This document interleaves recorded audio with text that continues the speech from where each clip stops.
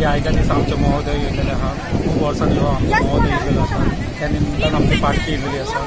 पालखी येयलेली आसा मोरजाई पालखी। त्या निमतान सगळे लोक न्हावपाक गेलेले आसा। त्या आमी सुद्दां आतां दर्शन घेतले आनी वर्ष प्रधानी प्रमाणे स्टॉल लागलेले आहा। आमकां स्टॉल लागले सगळे तरेचे। आता लोक सगळे न्हावन घेवन परत आता भटजी सुद्दां तेंचे सेवे खातीर आसा।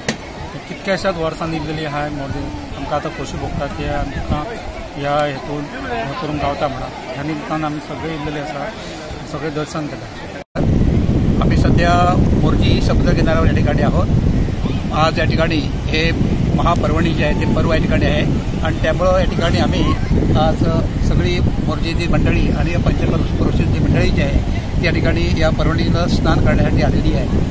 तसंच प्रयागमध्ये त्रिवेणी संगमाच्या वेळेला कुंभमेळ्याला जसं त्या ठिकाणी स्नान केल्यानंतर पुण्य मिळतं तसंच पुण्य आजच्या दिवशी या ठिकाणी आपण या महोदय पर्वाला जर या समुद्रामध्ये स्नान केलं असेल तर ते मिळत असतं आणि म्हणून आम्हाला या ठिकाणी तुम्हाला ही प्रचंड अशी गर्दी आपल्याला दिसते आहे।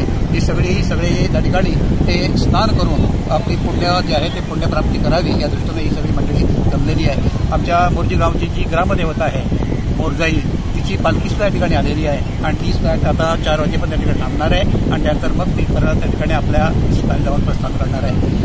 तर अशा प्रकारे हा एक महोदय पर्व हा म्हणजे आमच्या लोकांसाठी ही पर्वणीच आहे, आनंदाची पर्वणी आहे आणि पुण्य आपल्या प्राप्तीची प्राप्ती करून देणारी अशा प्रकारची पर्वणी आहे आणि म्हणूनच त्या ठिकाणी सगळेजण या ठिकाणी येऊन हा आनंद लुटतात आणि या ठिकाणी स्नान करून आपल्या या नरदेवाचं सार्थक करण्याचा प्रयत्न करतात।